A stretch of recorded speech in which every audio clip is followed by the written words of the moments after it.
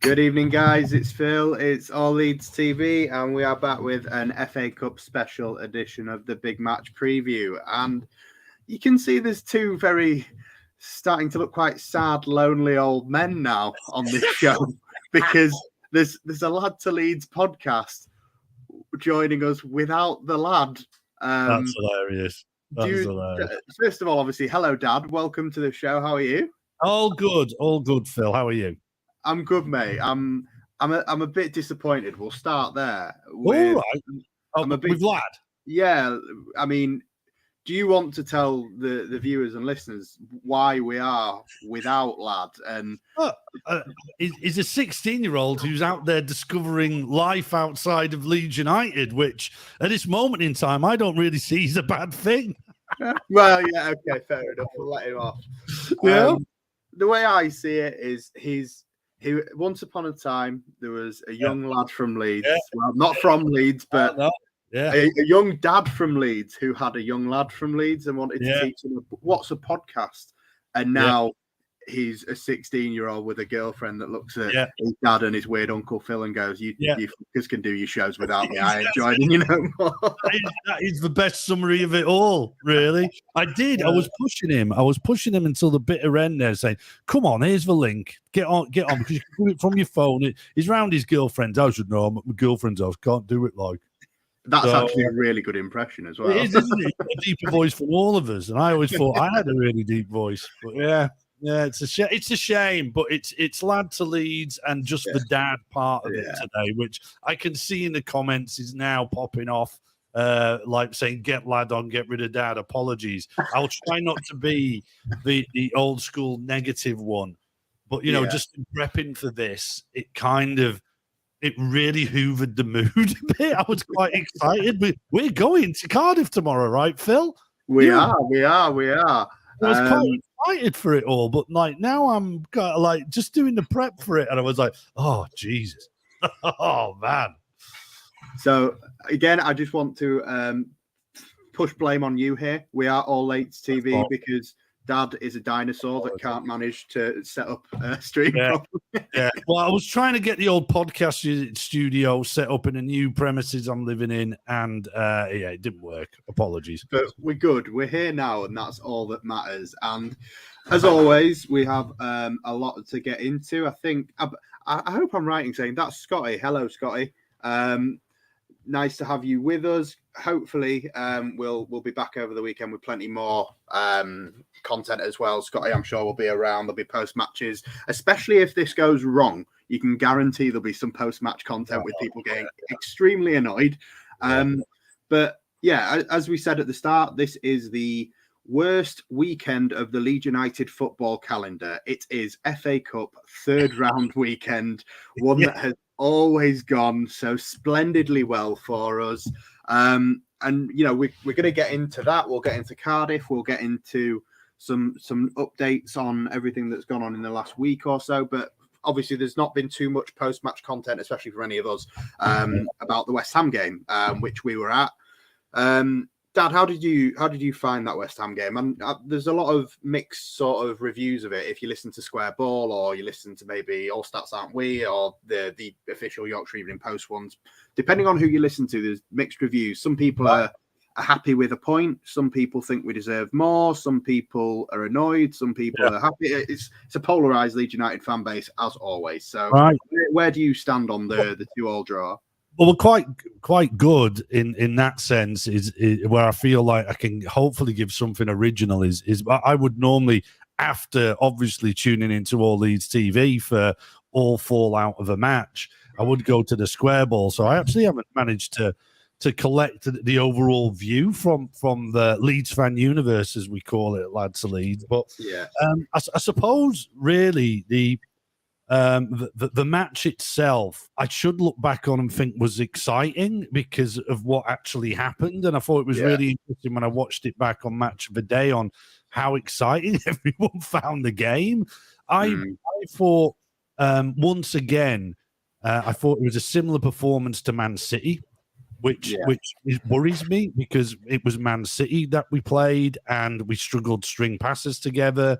And I think, it was only until about the 65th, 70th minute in both games where we actually looked like we'd got to grip with playing football and scored on both occasions. I think, obviously Rodrigo's goal in the West Ham game, and previously it was Pascal's header.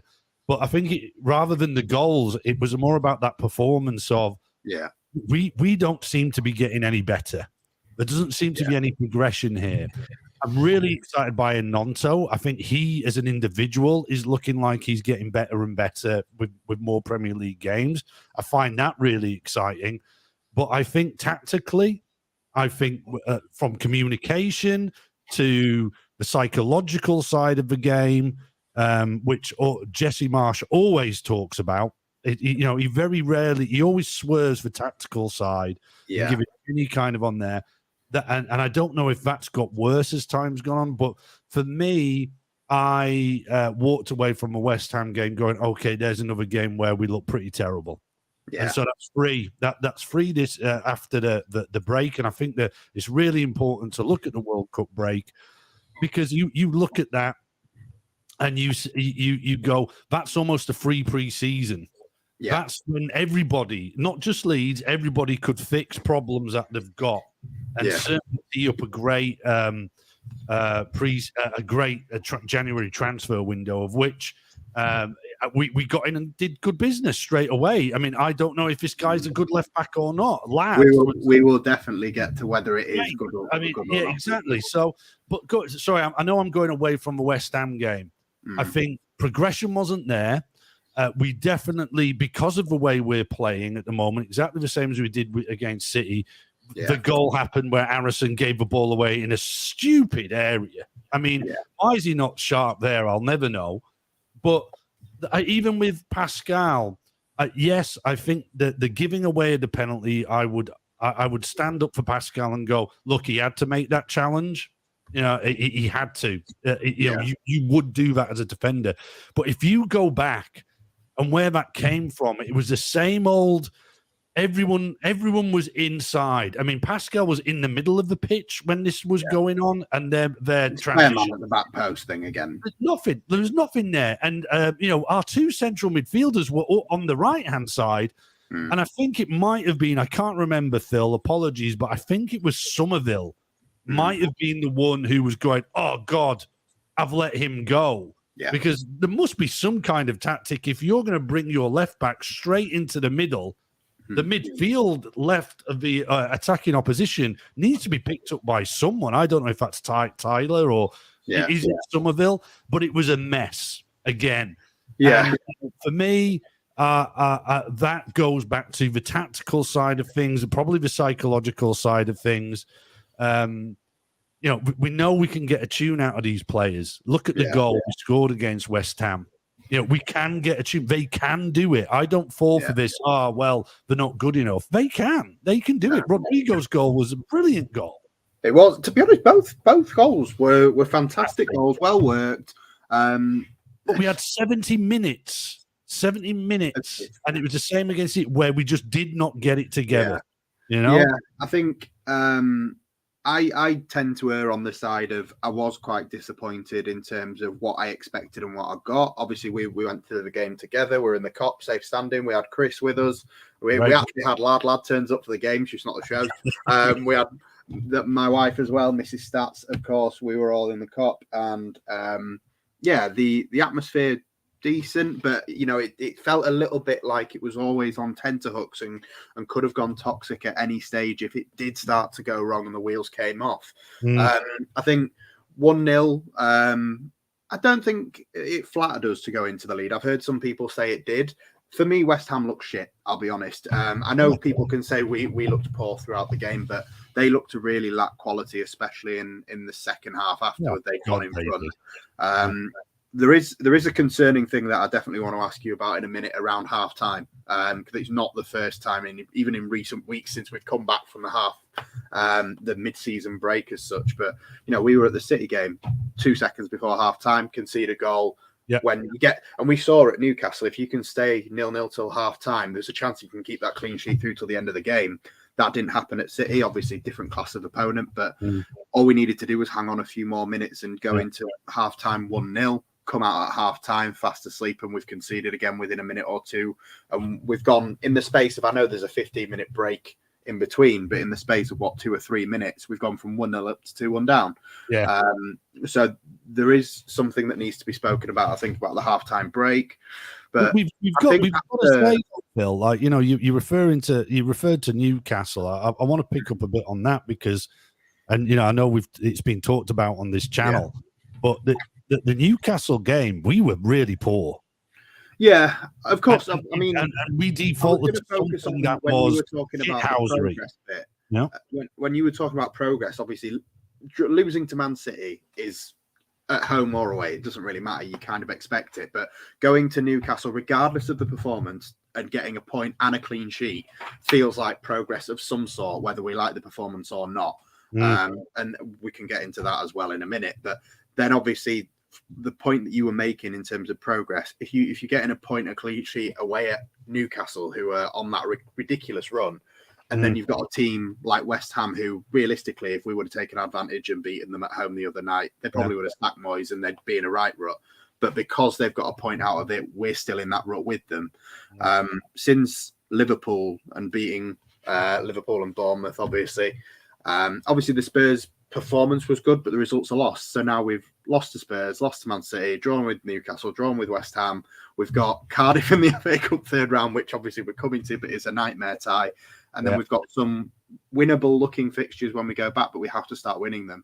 And obviously from that moment where they took the lead, West Ham, it was clear to see that they just shut up shop. They were happy to hold on for a 2-1. As soon as that 2-1 was out the window and it was 2-2, they weren't exactly like, oh, let's go try win the game. They were happy to still hold on for 2-2. They gave us very little opposition in comparison to what the two previous opponents had. What they did give us, which I think was down to the way we played. And by the way, got a big shout out to the Irish I can see in the house. They're all in the comments there. Love that. How are you doing out at Leeds Fan University in Ireland there?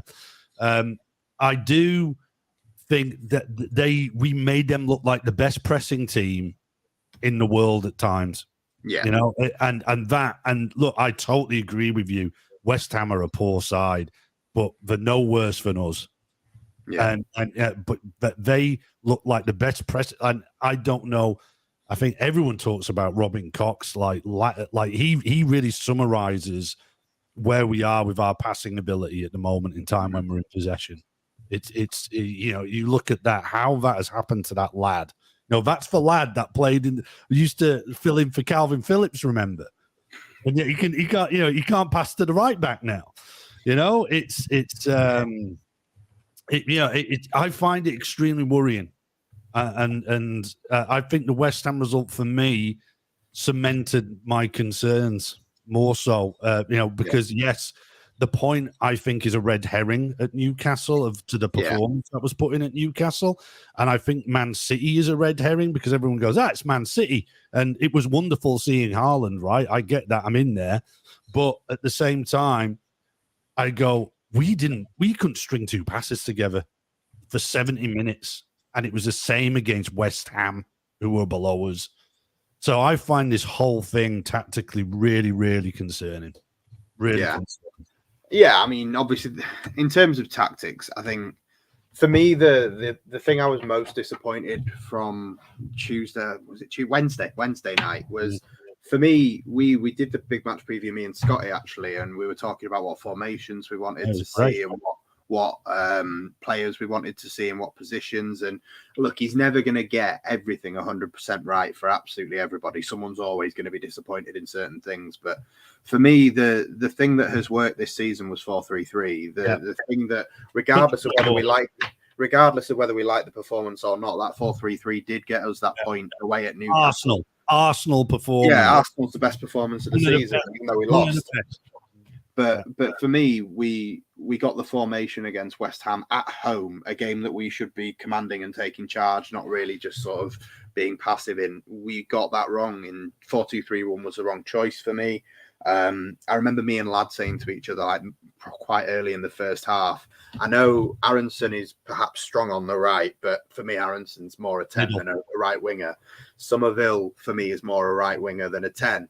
Or Nonto as well was left winger, and that was the right thing. But somehow, every time I looked at Willie Nonto and Somerville, and I get the whole idea of linking up with each other, you've got to play within certain yardage of each other, and you got to find space together and work together. And I get all of that, but they were literally on each other's toes. There was no gap between them, and you can say obviously that culminated in our opening goal, but I'm not entirely sure of that. I think the 2 goals that we score, they're not even necessarily individual moments of quality. The finishes themselves are individual moments of quality, but the actual game state of how the goal is scored is just chaos. That's all it is.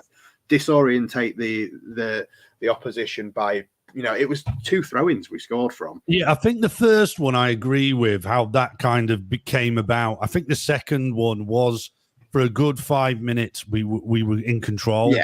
And the actual transitions were going great. I mean, look, I don't care if it comes from a throw-in or not. Was it match of the day? I think made a big thing about that actually. But I was like going, well, so what? I'd expect that to happen from a throw-in. You'd expect offensive play to come from whatever the start of it is. So, but I think you're right. It did come from a chaotic moment, the first goal, in which we were like, oh my God. In terms of what you'd expect, though. In terms of the things you'd expect, West Ham, most people think of the same thing straight away. Strengths, headers from corners. That's where they're going to get us from set pieces. But both of their 2 goals realistically come from us making mistakes. Us gifting. 2 mistakes. And the gift isn't, like I said before, Pascal taking him down. The gift is how we're set up. And yeah, absolutely. I think the concern is when again, I want to use the word progression because, by all accounts, I don't know if this is true, but it's certainly what my measure would be anyway. And employing Jesse March and his team would have been almost this time last year, would have been this guy can pick up the Bielsa model and fix this. I think the eyes were on the man marking system, the eyes were just on the defensive. He'll fix that, but he'll keep that offensive central core. And I flagged this to you at halftime at West Ham. I said, even at throw-ins, even though that's where our moments came from.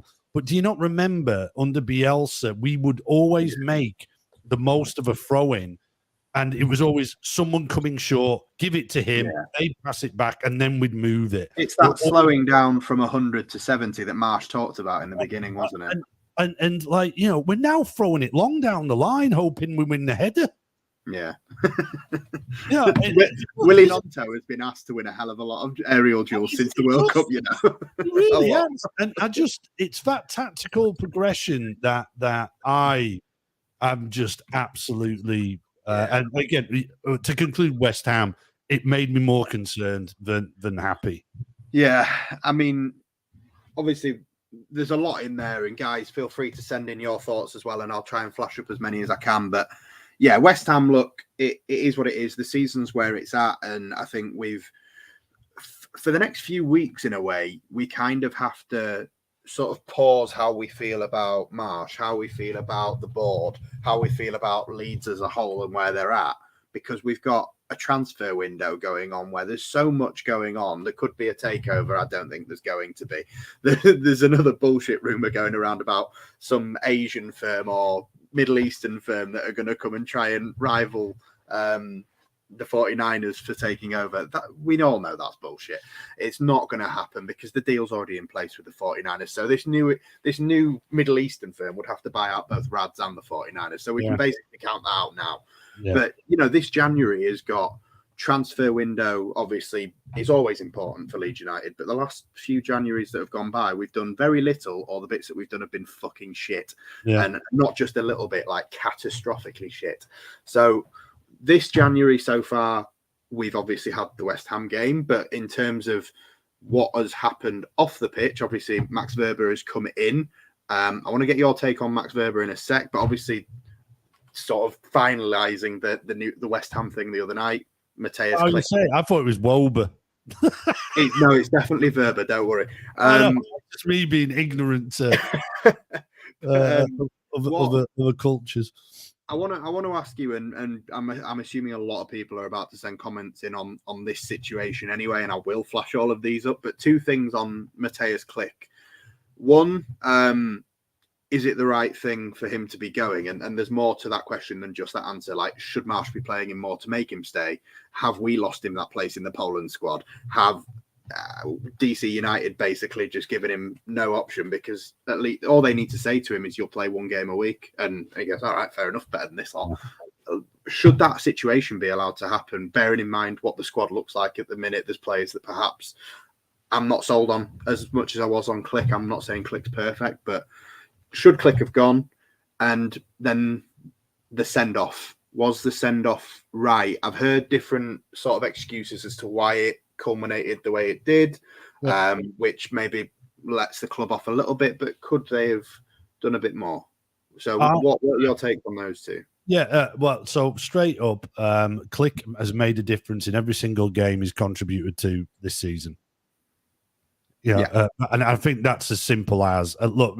He is a legend under Bielsa, but it's just obvious to me the lad has got something to contribute to the season for us, unless we've got someone lined up to replace him.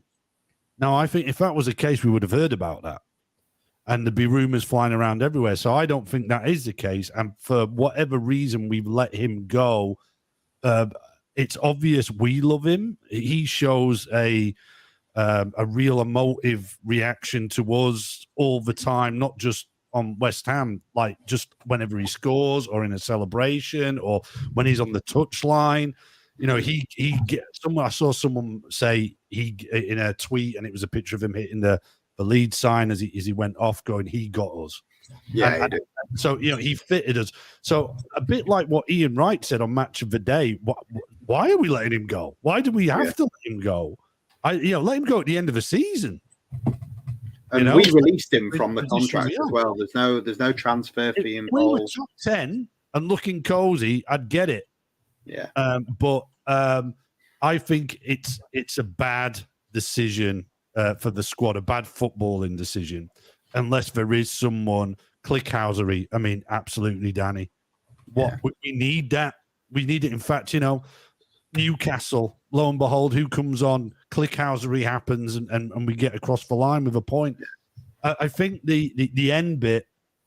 Again, I haven't really seen the reaction by the Leeds fan universe to this, but I have. My own opinion was I thought it was a lovely surprise. I first clocked it when Harrison was behind him, going like that.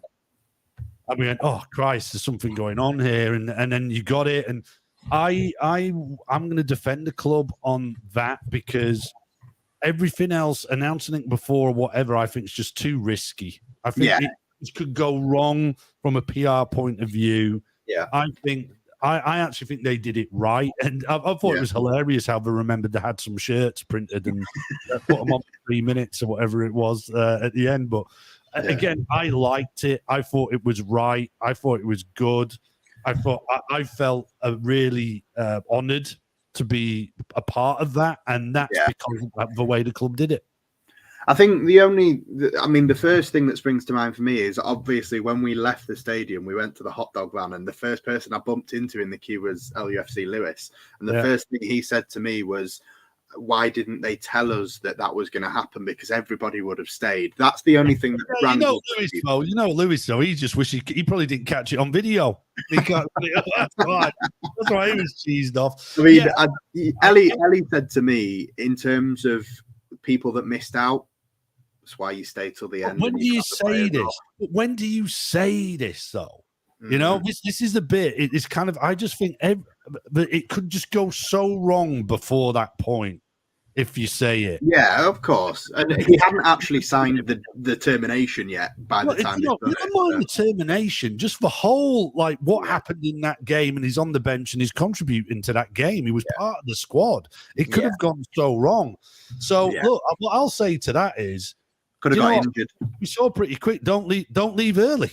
Yeah, absolutely. I'd rather anyone who's complaining, would have stayed if I'd known. Well, look, stay anyway. Don't leave to stay anyway, and And I've never got it. Like, if you pay that money for that ticket, that's it. I have it because it's frustrating as hell getting out of Ellen Road. But I'm the same, mate. Like, there's times where we've been 4-0 down, 5-0 down, where I fucking hated my life being there. And this time last season, where Rodrigo or Firpo would walk off the pitch and go straight down the tunnel, and they wouldn't clap the fans, I would stay till the end, and I would come on this channel and praise Tyler Roberts just for clapping the fans, because it means something to me. I just want to quickly answer this one, Sam. I'm not trying to call you out, but is going to DC United going to get you in the Poland squad? No, that's not the question, mate. To get in the Poland squad for the World Cup, he wanted to leave in the summer, and we didn't let him on the basis that we assured him he was going to get games. And Marsh is still doing press conferences saying, well, he's made the 5th most appearances under me this season. But look at the fucking minutes you've given him. And the same for Joffrey Gelhardt, I'll be honest. Like, bringing someone on for 90th minute in every game and then flagging that they've got appearances, it's just bullshit. If he doesn't start tomorrow, he must be weird. Oh, mate, there's so many conversations to get into around the team selection, but did you see the quote that Marsh said about Gelhardt, where he was fuming with himself that he didn't give him more minutes? Well, you're the one that makes the subs, mate. Again, it's with Jesse, everything's emotion. I will deal with this with an emotive quote, and I think he's probably an emotive guy. I think he probably is a bit of a shithouse person. I don't think he's all fluffy and Gandhi quotes. I think he is a strong guy. Yeah. My only thing, the one thing I want to say, and I'm diverting off here, and apologies, and look, you decide, Phil. You coordinate where we go with this, and I have an issue, and I looked at something with Jesse, and I looked at his win ratio. You know, whatever. You've got to look at the project. It's okay. So I want to take this away from Jesse Marsh as a person, but I looked at it as kind of like the project. Yeah. And so project by project is essentially manager by manager. Okay. I think there's a lot more to it than that, obviously, because I think it is a regime. The regime that has this project either adds Rosani and Ken Bates and all that kind of thing. But something when I was like looking into this, I saw that Jesse Marsh has had 8 wins. He's got a 29% win rate. Yeah. I want to give. Do you know? Ever since Don Revy's been in charge, there's only been 6 other managers with a worse win rate than him. Yeah. That's mate. I'm gonna just quickly interject and just go. As someone that you call the stat man, stats are only really ever good for proving an argument. That's all they are. They are to the benefit of whoever is using them. It doesn't mean that they're necessarily be all and end all. Well, but I'm trying to prove the argument that since Don Revy, the performance of this project is just or as even worse as the Brian Clough project, the Peter Reid project, the John Carver project, the Heckingbottom project. I think you do have to put caveats in there that when you're talking about win percentage, you're talking about Jesse Marsh, who is taking on a Leeds United side that maybe at the end of the Bielsa era, 6 months before the end of the Bielsa era, was a good one that could have maintained a strong win percentage. But by the end of that Bielsa era, it didn't look You're great. saying about the project before. But no, I'm not talking about the project before. I'm just saying if you want to compare it to the influence of the project before influences the the only thing I'm going to base it. The only thing I'm going on is when you talk about win percentage, you have to understand when you compare to John Carver or when you compare to they were in the championship, a really shit championship that they had no right to be finishing that low in. Yeah. Jesse Marsh does not have a Leeds United team that should be finishing 9th in the Premier League. And the win percentage, that's the only thing I'm defending him on. I don't like the style of play. I don't like where the project is. I don't believe in the project all that much. I just think at the moment, for me, where we are with this project, Max Verber, which we're going to get back onto in a second, is now the 5th player they have bought in that has played under Jesse Marsh before or from Red Bull Salzburg. this is not going anywhere. Jesse Marsch isn't going anywhere. This project's not going anywhere. So whether we like it or not, it's kind of a case of get behind it. And for me, I think everything on how I feel on the project has to go on pause throughout this transfer window, because you never know what's going to happen next. But there's no way that the transfer has to change. So whatever it is does have to change. It's not working. It's the transfer window, mate. The only thing that can change this month is the way that they recruit, who they recruit, and does it work. So far, it's not worked for many reasons, but Marsch might be able to point to the fact that the left back that he wanted in the summer didn't come, the striker he wanted in the summer didn't come. And mate, I'm not defending him at all, but these are just things that he could say. If Victor Orta gets him if Weber is that left back, and if we do get a striker, I know people in the comments are wanting to talk about Rutter, who's been linked with us today.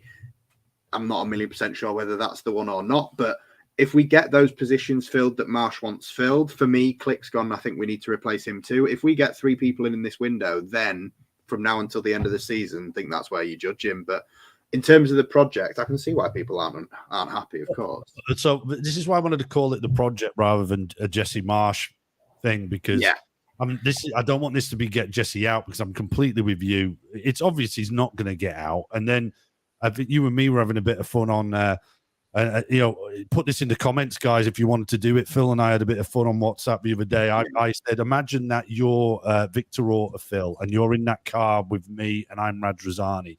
And we recreate that moment that we got told about, where Radrizzani goes, if you could have any coach in the world, who would it be right now? Go get it. And, it's really hard to navigate through that. You didn't give me your answer on that question. I'll give mine as well, but I want to know yours. Well, I think we could have fun with that. I know it's a bit of a diversion. And again, I just want to go back. I didn't want this to be about Jesse Marsch out. But the point is, there has to be. We have Victor Orta. We have Jesse Marsch. We have a structure in there. We're not on our arse anymore with support. But the preparation for these games ain't working. Yeah. And when I say something's got to change, that's formation and prep, and more importantly, the preparation building up to it. It isn't working. We had a month off.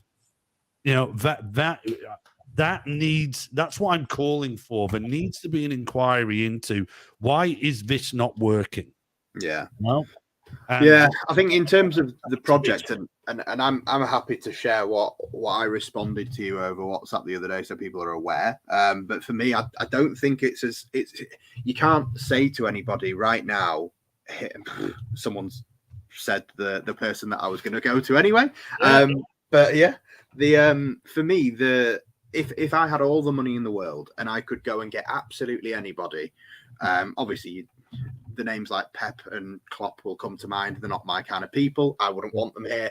Pochettino, again, not really for me. But why Klopp? Why the hell isn't Klopp and Pochettino? Why are they not? Pep Guardiola's not the type of person. Not for me. That's not Leeds United. No, Moneyball in us. But right, really, Moneyball. So not the coach. Yeah, no. I don't really like the way Klopp plays. To be honest, I'm not allowed to say that word on this channel. I won't say it. I like the way Pep plays, but for me, no. I think we need, if you had all the money in the world and you had Victor Orta doing the scouting that he does on players, on managers, you would want someone who is young. You would want someone, as he identified Jesse Marsch, with experience. Marsch would also say winning trophies in Europe's top 5 leagues. Those two things put together, Marsch would say those and Orta would say those. You would want a young manager with a long-term ambition, similar to the Arteta plan at Arsenal, where it didn't start well, but it was a long-term plan. They kept the faith with him and it's come good. Invest in young players like we have been doing over the last few years, which is why we've got players like Nonto, Somerville coming through, Gelhardt, Greenwood. The list is fucking endless. Orta's done brilliant. Orta's done brilliant. In terms of the young players, the project that way is sort of still working. I'm not sure I'm not the only one in the world that hates the word pathway, because I don't think the pathway is anything it's made out to be by Kinnear or Orta or Rads. It isn't. Otherwise, Joffrey Gelhardt would be playing more than 5 minutes per game in injury time. The idea of the pathway is great, but the Yeah. implementation of it is absolutely shocking. Exactly, and people can turn the bucket the other way around. And I say bucket on purpose because I'm about to say with Bielsa last season, people will always remember the record of he gave the most young players their debuts in a Premier League season of any manager in history. But I wouldn't say Bielsa's someone that makes that pathway happen. He improves players, but most of them senior players. They only played the kids because of all the injuries. So yeah, the pathway for me is something that does need to be focused on, but like you said, implemented properly. In terms of coaches, has to be someone young, has to be someone ambitious, someone who's here for the long term, and going to try and turn us into a force that can look like we're not going to win the Premier League. It's not going to happen. But if we can try and challenge the top half every now and again, sneak into, Burnley qualified for the fucking Europa League. So did Southampton. We could try and qualify for a competition like that every now and again. We could have a cup run every now and again, and we could go to games week in, week out, ideally with, as Robbie was saying, a clear identity, football that's nice to watch, that isn't stodgy and shit, and to be able to go to games and just enjoy the experience of being in the Premier League. And I understand there is a lot of the Premier League from perhaps maybe 8th and 9th down to 17th that aren't going to enjoy the season because they're not going to win every week. They're not going to win games, but it's hard. I mean, Company is obviously another name that's doing a fantastic job, but realistically getting Company out, and I throw in the word realistically because we aren't getting Company out of Burnley. And realistically, could we get Corberan out? Could we get Corberan out of West Brom? Perhaps not. But the managers I said to you the other day was like, in an ideal world, all the money in the world, you could go for someone like Nagelsmann. That is literally ticks every box. Managing a massive club in Europe's top 5 leagues now, winning trophies, got a long-term plan, and I like the way he plays football. But realistically, that's never going to happen. So why not? We never thought Bielsa wasn't going to. And I think that's the only thing I disagree with you on that is the one point of that we've got to have a young manager. And I think Leeds United, you're going to be really surprised here because you think I'm being over positive, but Leeds United is a massive club that can win the league, and it doesn't got the squad and it hasn't got its football strategy right now, but as a football club that it should be winning the league and challenging for it. So I disagree. But if you put it in, well, we've done it before in our past. No, but by what kind of long term vision? We've got the fan base. We've got all the elements of people wanting to spend money and throw money at us as a footballing brand. That's why the San Francisco 49ers have... Yeah, but when is this plan culminating in us? But this is it. But if you go with a young manager, and I think you've more or less described Jesse Marsh. Well, that's what I'm looking for. Yeah. That's what you've done, but we've replaced him with Corberan or Company. And I like the lad you were talking about there. I think actually... you kind of highlighted into me. I knew he existed, but when you look into what he's done, he's a mature, he's experienced, and he has got 5 years ahead of him. That's why I love the Bielsa. He had 5 years ahead of him. We cut that short. There's rumors flying around, and I'm willing to bet it's from your man Mooney and Cole putting it out there. He was going to leave anyway at the end of the season. We just called it earlier. Bollocks. That's not how Bielsa works. And for me, I would look even closer to home, and I'd be extremely happy with Brentford. Not Brentford manager. I just something about the guy. I feel like he's going to get arrested for something very unfootballing one day. But he, I'm not guarantee that. Brendan Rodgers for me. I think it'd be wonderful. I think it'd be absolutely wonderful. And I don't see why we realistically could not go get him. Yeah, no, Rodgers is going to be out of a job soon. Put it that way. Guy's got 5 years ahead of him. And with a club like Leeds United, with the support of an Orta doing what he's doing, I think it'd be wonderful. And that's the bit why I threw that question into our WhatsApp group of, if we all put ourselves in the position of Orta and Radrizzani in that car, who would you go get? I think your Atlanta guy, and you would definitely look at Brendan Rodgers. Yeah, to be fair, I like this suggestion. No, this is it. Look, listen, Michael, Leeds United have got the structure of a club to do it. They've got the world brand to do it. Leicester didn't, and they still won it. Yeah, exactly. And, you might say that's why they couldn't capitalize on it moving forward. The biggest mistake we have made in the club's history recently is the pre-season after our first season in the Premier League and our transfer strategy there. Still. We stood still. Which when you stand still, actually, I don't believe that happens in the Premier League. It might in the Championship. You just go backwards. You go back. Yeah, because a load of people go past forward every time. That for me is what I feel like we should be looking at. And if we're not looking at a Brendan Rodgers, if we're not looking at your Atlanta guy, I totally agree. I think we keep Jesse Marsch because you just described the project that isn't the one I would like to go to, and that's Jesse Marsch. But there is something just not right with it right now. It's not working. There's something going on at Thorpe Arch that is not working, and that needs rectified. Yeah, it's hard. It's hard to put your finger on, and for me, like I've said, I don't think you can take a full view on Marsch anyway. I'm going to flash that one up. That's interesting. Yeah, that's true. Rads isn't wanting to him. Well, he's wanting out basically, but for me, it looks as though the 49ers just aren't ready to take over and put that money in. But for me, I think we will find out over the next few weeks. Yeah, I agree. Who is putting the money in? If we go and spend big, it's not Rads, is it? So we need at least 2 more players for me in this window. At the very least, we need a striker.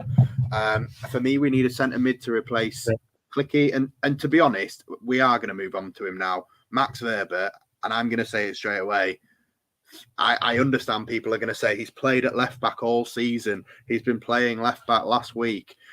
For me, he's a centre half. I've been aware of Max Verber for the last 5 years. I've seen him play for Sevilla. I've seen him play for Ajax. I've seen him play for Salzburg. And for me, you'll make your own judgment when you see him on the pitch, won't you? And we'll be intrigued to see if he plays tomorrow, where he plays tomorrow. But for me, we've just bought in another Pascal Struijk, basically. We bought in a centre half that can play left back. So perhaps we actually need 3 people in this window still on top of Max Verber because we need to go buy a fucking left back. Even if Max Verber is an out and out left back, there's no centre half about him, pure left back.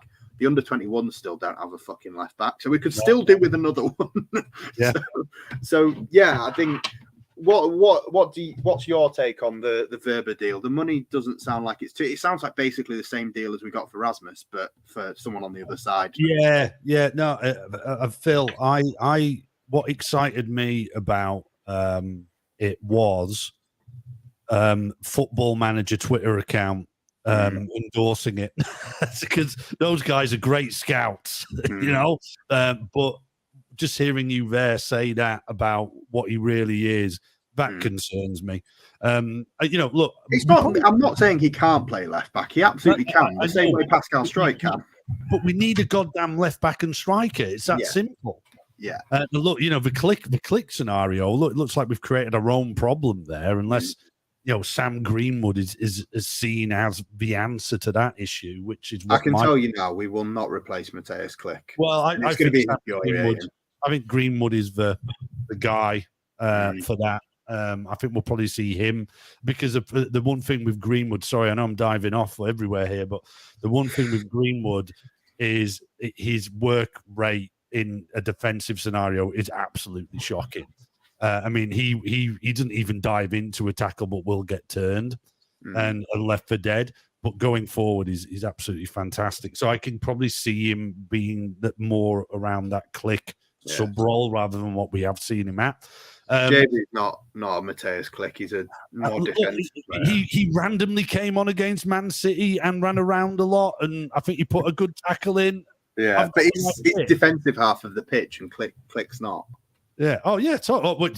He absolutely isn't the Klich replacement. But we could do with someone in there that at least could take the weight off Tyler Adams' shoulders and maybe replace Rocker. But again, I don't know if it's him. Archie is a Klich replacement. I don't think we're going to find out this season, right? Poor lad's injured. He's only 16. Exactly, and for that reason as well, probably. I love this from Dan Dobb that I'm about to flash up. If Greenwood is the answer, I'm not sure what the question is. I know what the question is. Who used to be able to take a free kick when it didn't matter? Who's better at corners? That's one as well. Yeah, he's good at corners. Yeah, we're coming on to stuff like this, Nige. So hang with us. But yeah, Verber's the first, hopefully, of a few deals in the window. By the sounds of Kinnear's programme notes the other night, it sounds as though perhaps there is more coming, but believing the things that Angus Kinnear says is always a bit of a stretch, isn't it? So it's a difficult one. I really want to see us bring in what I've asked for. I want a proper left back. I'm happy they brought in Max Verber. He's a 23-year-old that can play in Liam Cooper's position when Liam Cooper is moving on. And let's be honest, we spoke about this in that question that you asked me earlier about the long-term plan. And people will have seen that picture after Klich left of the Bielsa team with 7 faces in colour and the other faces all blacked out. Yeah, I think there will only be 2 players from that lot remaining next season. For me, Ilham Melier stays, Pascal Struijk stays, but I can see Forshaw going. Ayling's probably going, Bamford, Harrison. I think there could be and people might poo-poo it, but you look at last summer, the last 2 summers, there's been a mass exodus of that squad. The manager's gone. This is a real turnover that we're seeing. 5 players so far have come in for Jesse Marsh. From what Angus has intimated, there might be another 2 in this window. So 7 in, where do you think that, whose places are they taking? So for me, Dallas is the only one up in the air for me. Is does he stay, does he go? Because we don't know what he's going to come back like. But for me, if Dallas is anywhere near what he was when he got injured, he has to stay. But yeah, I think think we have lost with those players that have already left and are leaving, like the Klichs, and if he goes, like Ayling, as much as people will say they shouldn't be starting games quality-wise anymore, and people might say, Harrison has to stay, but never mind quality, it's the characters in the dressing room, and I love a good young squad. We've got a lot of young players. We're one of the youngest squads in the league. Now Klich's gone and we've got another 23-year-old in. We are such a young squad, but take out Coops and Ayling. Other than Tyler Adams, who is a very young international captain, where are the leaders in that dressing room? Yeah. Weirdly, your eyes start looking at the likes of Harrison, and Rodrigo, which aren't the traditional. In the trenches, would you would they inspire you to go over the top? I don't know if I would. I think they're a bit like Beckham in the sense they would inspire by their action rather than, which worries me because I think that to actually get across the line, you do need that matador type person within there. Look, I there's been a lot of first 11 football decisions that are a bit nuts, and his Klich going's the latest. Yeah, I think that was Lorente signing a 5-year contract. Yeah, that's mate. Firpo will be next, but this is a question that I'm surprised it's taken people so long to start asking, and it's going to keep getting asked until the end of the season for me. I don't think you pay him off, but Absolutely not. I think we look to move him on. In all honesty, and I'm a big Patrick Bamford fan. People will say in answer to sell him, like, who's going to pay for him right now? Who's going to buy him? And it looks like to me players like him, and I don't think Ayling's going to get a new contract. I don't think Forshaw will get a new contract. Or if they are, it's only so they can stay and be squad players and people to have around the dressing room, cheerleaders basically. Forshaw does look great. Well, when he comes on, I have to say, I do. I agree, and I thought Jack Harrison was brilliant when he came on the other night, and I think he's a player that we should keep. But if we're keeping Harrison, that contract should have been signed by now. And also Bamford, I think absolutely someone would give us 10 mil for him in the Championship who was gagging to get up. You get it. Just maybe a couple of years ago, but I honestly think there'll be one of those teams that's absolutely chomping at the bit to get up, and they'll go, "Yeah, if we get Bamford in, we'll be across the line." So I think that would be good business moving him on. Yeah, it's got to happen, and I love this suggestion from Freddie Mac. I don't think that'd get on well. Do you? It jeeve them up in the wrong way. They're like, we're going to be there. Did you imagine if that happened? Yeah. And I'm going to be completely sober for it as well. So Jesus. So I think I'm going to move us on to a lineup prediction just because it's going to spark so much conversation anyway, talking about the individual players anyway. So guys, if you want to get your thoughts on a lineup, send them in and I'll try and flash them up. But Dad, who are you going in net tomorrow? I will go position by position just because I think there's so much to talk about. No, I think Mez will be there, mate. I think Mez will be chosen. I don't think he'll play around. Would you rest him though? Would I rest him? Yeah. No. There's one thing like with the FA Cup, I think it's great and adds to it, especially at this stage. Is everyone has a break. You know, it's it's in line with the league fixtures. It's only when you get successful at it that, you know, obviously your league fixtures get bumped into midweek and it becomes a lot trickier. So I think you know, the guy is on hot form. Use him, and I just don't see why they would think anything else. We want to win this, right? Yeah. I said it's the first coverage you want to get. So, you know, there's messing around with it, but that position for me, you just don't change. Fair enough. I mean, Robbie's backed you up here. Keepers don't need rest. Fair enough. I think I don't want to spoil anything for you if you haven't listened to things, but one thing I am going to tell you from the Phil Hay show, Phil Hay was saying we need to go strong because Marsh can't lose this game, basically. Why? Because look how grumpy everyone is with the style of football, the way we played since we've come back from the World Cup, the results that we're on. That's Phil Hay drama. That's Phil Hay drama. We can lose this and we won't give a shit as fans. We won't. Come on, we're going, and if we go on, but we're not. What's going to change? What's our reaction to losing to Cardiff away in the cup? Well, I expect it, but it's the FA Cup third round. But well, there's the score predictions. There's the score predictions ruined, isn't there? Exactly. Phil Hay propaganda. That's. There's no extra pressure piled on. No extra.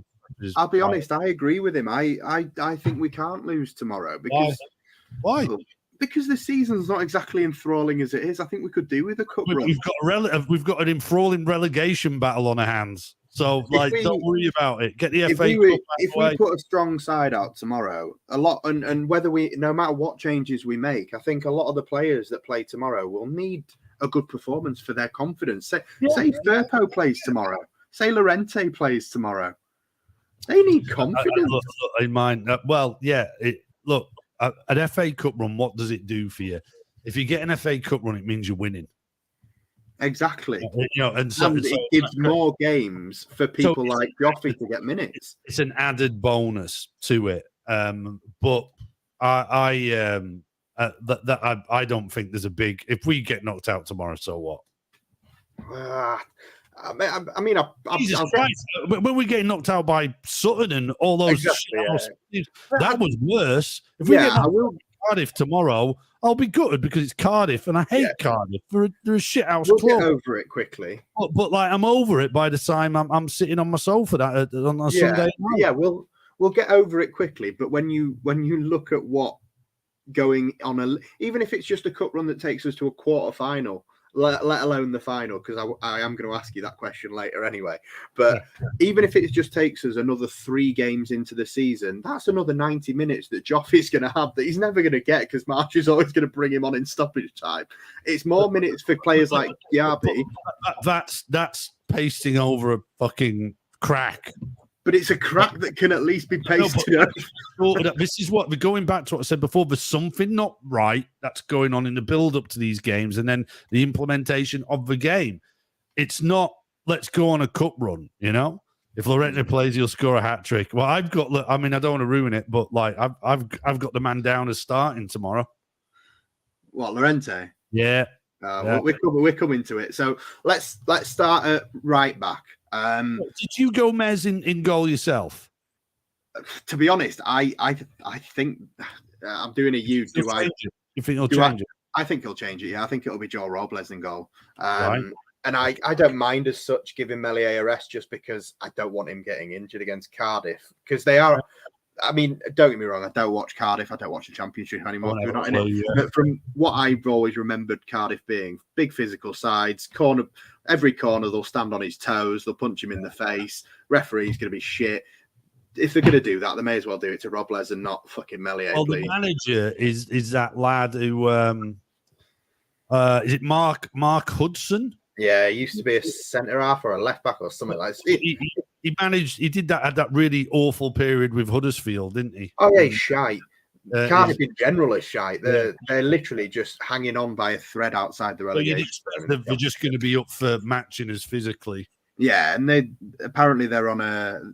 obviously on a terrible run of form. Haven't scored, I think, since they came back from. Oh no, they haven't won since they've come back from the restart. Obviously, neither have we.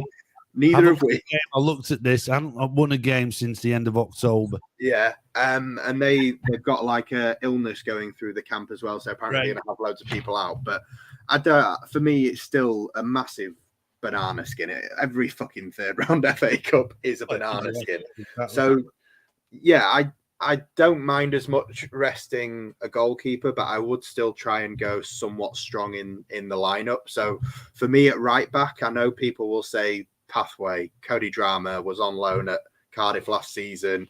To me, it sounds like Drameh's off anyway. His agent's constantly talking about Dortmund or whoever else, absolutely not bidding for him. It's just not going to happen. I don't begrudge Cody Drameh at all. I mean, if he's got the patience, Luke Ayling's off at the end of the season, so you will get minutes next season, but I think he will leave at least on loan in this transfer window, if not permanently in the summer. Not happening so for him. For me, build on the confidence and build on the minutes in Rasmus. Let Rasmus play tomorrow. Yeah, Rasmus. I've got Rasmus down too. But for exactly the same reason. The Cody Drameh thing, I'll be honest, my only experience of Cody Drameh is seeing him play what was for Cardiff. I must have missed the first team performances that he's done well for us. He's not played well for us. Well, I was going to say, I've seen under 21 performances, but I've never seen a good performance. I don't get the hype, so I'd absolutely think it's more important for exactly the reasons you said to give Rasmus a shout. I've only ever seen Drameh in the first team play quite badly. I'll be honest. Yeah. I don't want to go in on the lad, but I've seen him play for the under-21s or the under-23s as it was then. I've just never seen it beyond the 21s. I've just never seen it beyond the reserve. Yeah, it doesn't seem like he's ready to make the jump to senior football to me. But obviously, Cardiff fans will disagree from what they saw last season. But centre-half pairing then. So Robin Koch, I'm going to guess for you, will come out and get a bit of a rest. But Diego, and you've already hinted, Llorente will start at right centre. But I think Llorente will start. I cry a little bit inside when I think of that. But is those minutes, I think the clues in like the subs, he's been part of that, and I think this will be his big opportunity. It wouldn't surprise me as well, Phil. Yeah. Who's next to him? I think he might be captain. Oh, Jesus. Right, never mind. I'm just going to move swiftly on before I say something bad. Who do you think is going to partner him at centre half? Well, this is the thing. So what I had down, I'm going to kind of ruin my left back option here, but I wondered if Pascal might get a run out there, and how do you say his name? Verber. I was thinking Verber might slot in at left back, and I also think Firpo will definitely get a good few minutes tomorrow, especially if it's looking quite good. Yeah. But the now that you've said he's a centre back, that's really kind of thrown me up in the air with that. I like this. What was that? Koch was all right at right back. We could play 4 centre halves. Well, look, didn't we do that in a game, Scoot? We have done it before, yeah. We have done it. But so do you know what I think will happen? I actually think Koch, after you've said he's not a natural left back, I was thinking Koch might start at centre back with Llorente, and I think we're probably going to see Firpo. Yeah. Man might come on at left back or centre back depending on how it's going. Yeah, I can see that scenario. I can see 2 scenarios. One where it's Rasmus right back, Llorente right centre back, Verber starting at left centre back with Firpo at left back. Right. Or the other one, the other one is obviously Firpo starts at left back, Struijk starts at left centre half, and then Wöber's on the bench but comes on to play minutes. But the thing with that is people will obviously point to the fact that Max Wöber was not just playing; he was the captain of Red Bull Salzburg. He's not been injured. He's not out of form. He's not struggling for fitness. He's ready to fucking play. So why should he not play games and be ready for minutes? So I can see him starting at left centre back. Do you know, I'm going to go with you. I'm going to go with what you've said there then. I think I'll go Rasmus, Llorente, Wöber, Firpo. I mean, I think that's what will start. It has definitely, I mean, always the words Firpo and Llorente next to each other in a back four. It's horrific. It's a nightmare. And the word FA Cup third round away at Cardiff.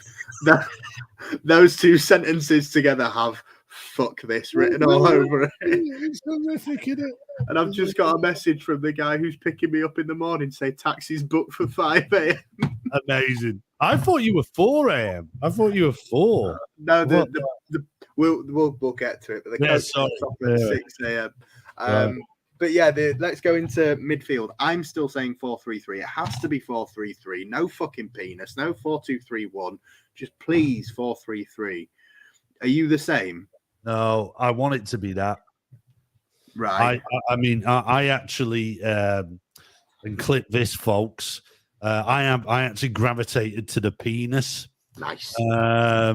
With my choice of who I thought was going to start. I think it's more the horrific Jesse Marsh. This is what I want to do and win everything with formation, which actually, you know, as we know, can fall into that 4-2-3-1. Yeah. If needed, but I think the 4-3-3 is off the cards for me. But like, if you're going for who's the two then in front of the defense?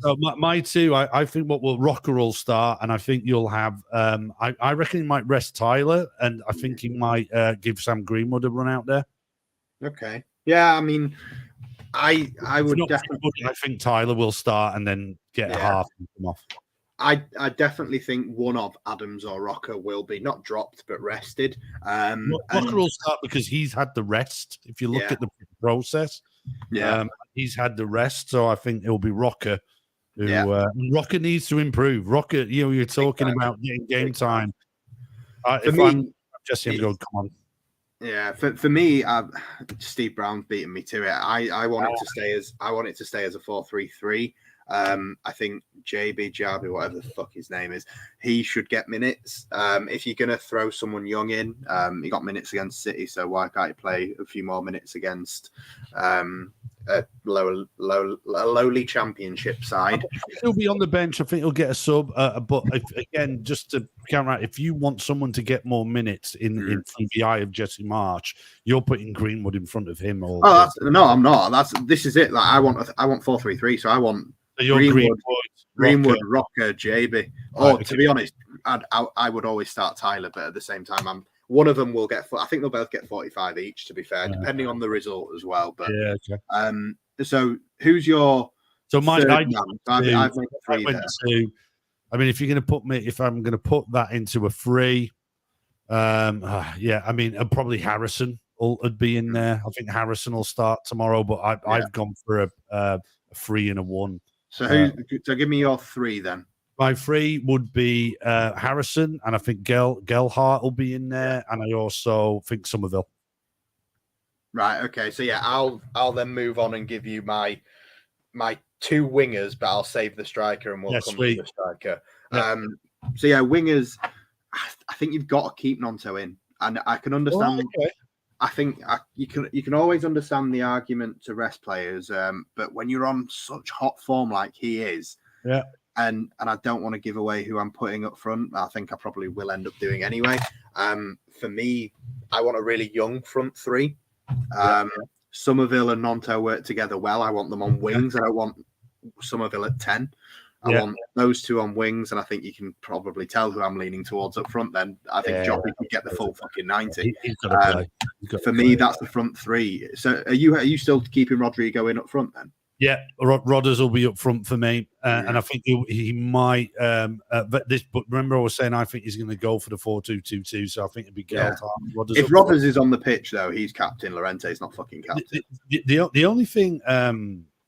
Oh yeah, I mean that's a good point. That's a good point. Yeah. Do you know the one thing within Nonto, because it's a really interesting one to look at. If I'm Jesse Marsh, I'm thinking that lad is our best player.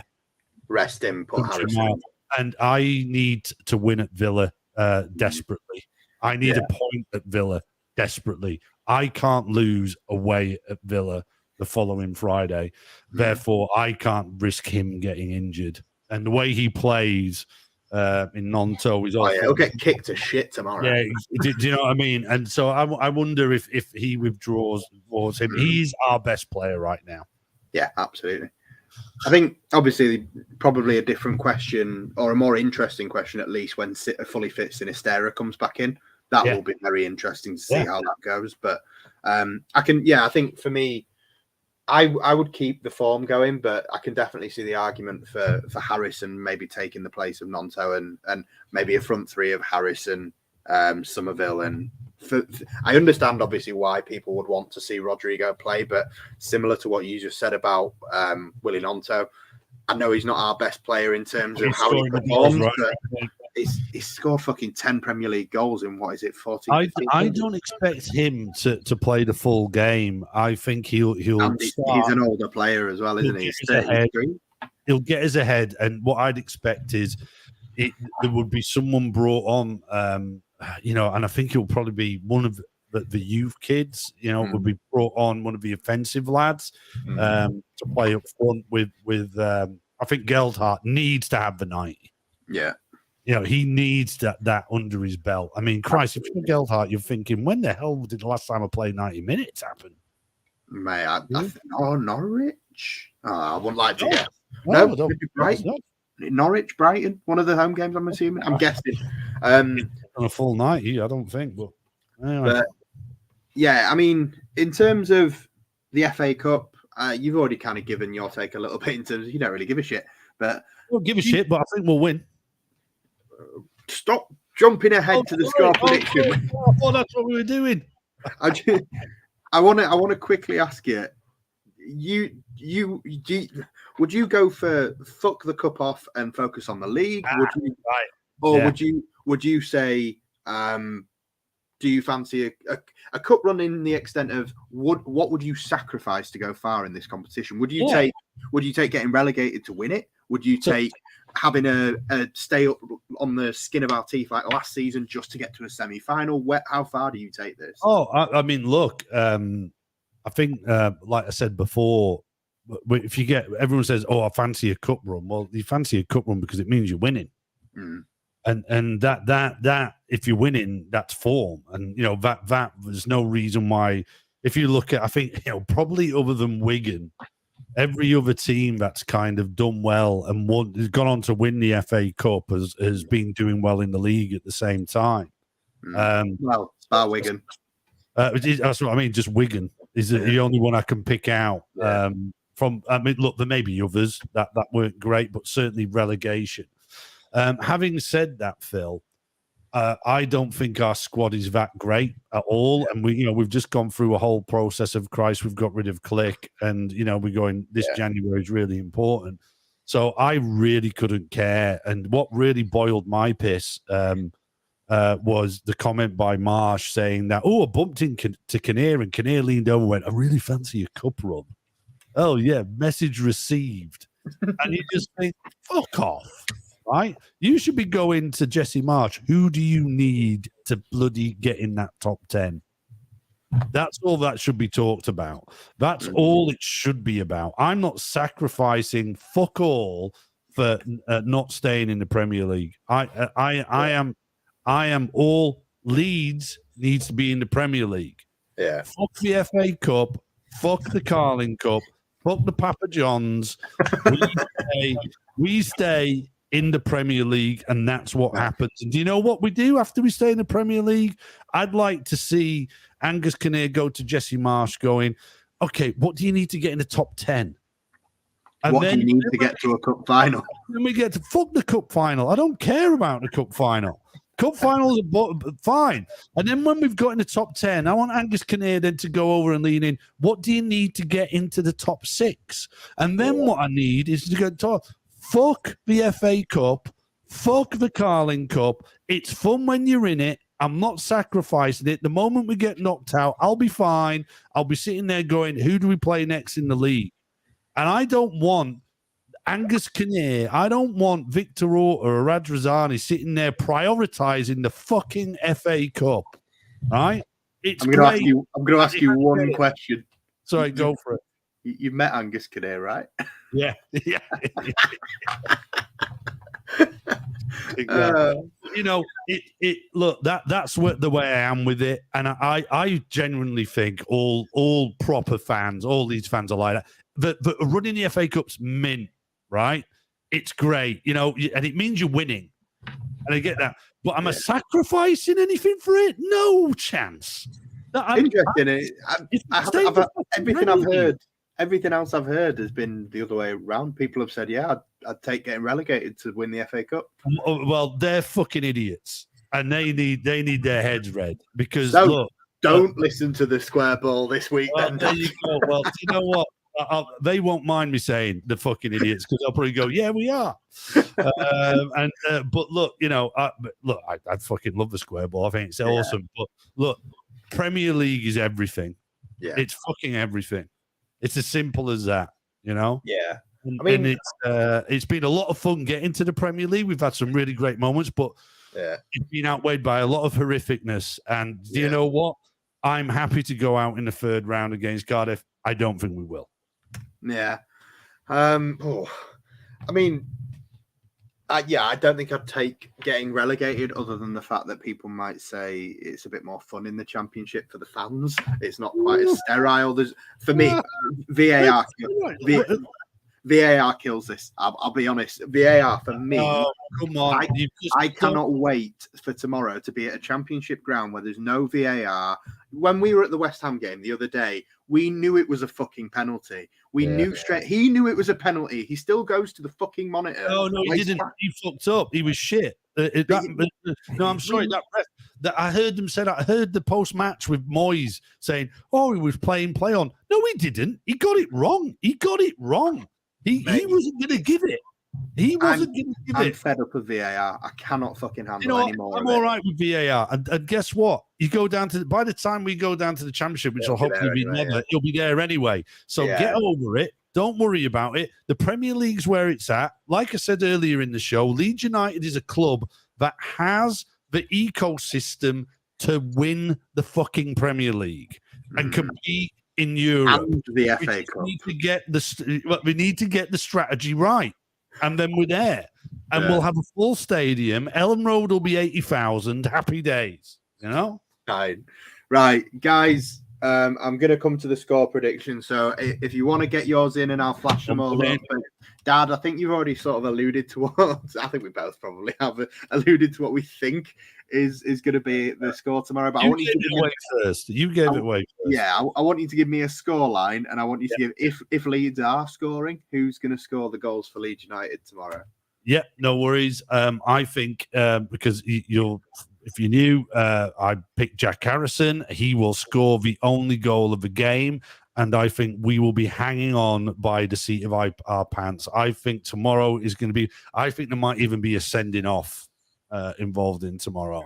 Quite possible. 1-0 win Leeds. We progress to the fourth round. So Angus Kinnear will gladly get his fucking cup run to cover up what a shit house he's been in the transfer window. And then we'll all start panicking after that. But I do think tomorrow we're going to go there. It'll be 1-0 because Cardiff are terrible. I think it'll be a battle.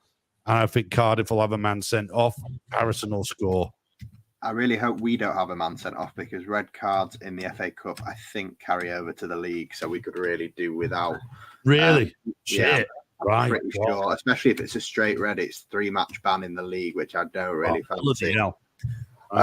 So, plenty of score predictions coming in here. We've got good mixture. People thinking it's going to be tight. People thinking it's going to be not so tight.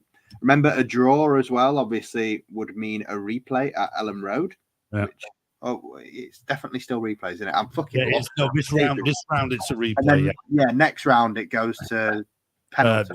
Straight to pens. Fuck knows. I should know this. Is genuinely my job to know this. Yeah, no stat, man. Come on. It's more with Cardiff. It's just remove Cardiff and put Crawley, and you have basically 3-0 to Lorente. I've literally just taken what I was about to say. I think I want to say that we win, and I believe, and I'm going to Cardiff tomorrow for fun. I'm not expecting to see Leeds win, and so far, since we've come back from the World Cup break, anyway, I'd like to say I think I've taken this all in good humour. The City game, I laughed my way through most of it. Yeah. Newcastle, I laughed my way through most of it. I didn't. Well, I was with you for all. I was with you for all these games, and you have been very jovial around the shit show that has gone over. No, it has. But this is it. This is the whole point. It's like we're talking about, cup runs and we'd be all right going down. No, enjoy this. Enjoy the Premier League and enjoy the progression in the Premier League if we fucking get any. Yeah. David, thank you for helping me out there. Third and fourth round is replays. So, yeah, wonderful. Legend. I wouldn't mind a bit of a goal fest. To be honest, it would be sticking with what we've been like recently. So, but I'm going to go a 1-0 Cardiff win. No way! Courtesy of a Junior Firpo own goal. And I'm going to wet myself when it happens. Oh, man. Oh, God, that's where I'm at. Either Firpo or Lorente. Lorente, we talked about sending off, and I was saying it, I thought a Cardiff player. There is that whole thing with Lorente where you can just see him losing his man and tracking back and just taking a lad out from behind. You can see it, can't you? He's that type of player. And then him complaining about a foul or something, but Jesus. 2-2. Allison going for replay, maybe. Oh man, don't fancy the replay. I really don't fancy the replay. No, I don't fancy the replay. Yeah, but I'd rather just lose. Firpo score an own goal. If it's not looking like we're scoring, just bang one in, Firps. So, Dad, I think we're going to try and call it there. We're going to let you get to bed. Well, we all need to go to bed. So you're getting up at what time? I'm getting picked up in a taxi at 5 a.m. to go. So when will you get up? More importantly, when will you get up? All right. Like 5 a.m. Yeah. So, I'll get up 5 a.m. Put my clothes on, step outside. Beep when you hear the horn. Yeah. Like just so the audience knows, we bought our tickets, didn't we? And the whole idea we were going to have a real great, like road trip to go to it. We're going to get basically we were into the trains. And the train system has just totally screwed it up because we can't get to Leeds because the whole pivot is lad needs to be in college on Monday morning.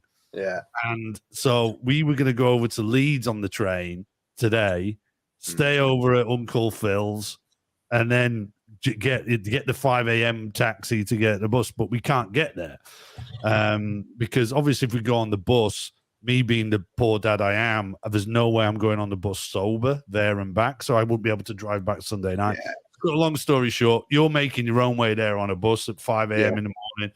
And I won't be sober.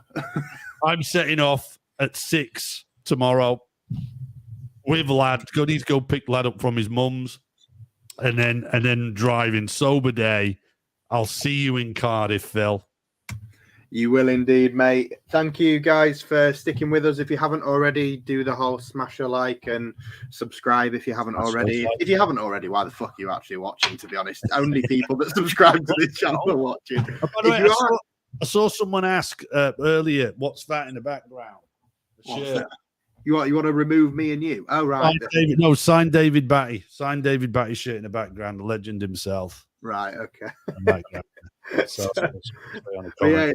Guys, thank you very much for sticking with us, and go get yourself fucking tucked up in bed and go to sleep. Jesus. Let's all go to bed, everyone. Big up the island as well. The great island representation in the comments today. Love it. Yeah. Thank you as always for your time, Dad, and I will see you sometime around lunchtime in Cardiff I would tomorrow. say so. All being well, landing at 11, and we'll figure out what the hell's happening. So I'll be prepared to carry you off the bus. Looking forward to it. I will. I've only got 4 beers for the way there. Right. I mean, you will absolutely be picking. You'll be paying over the price for beers at a service station on the way down, without a doubt. Yeah, most likely. I have been told that's the plan. But yeah, thank you very much, guys. Enjoy Thanks, the game everyone. tomorrow wherever you're watching, Go on, and Leeds. fingers crossed for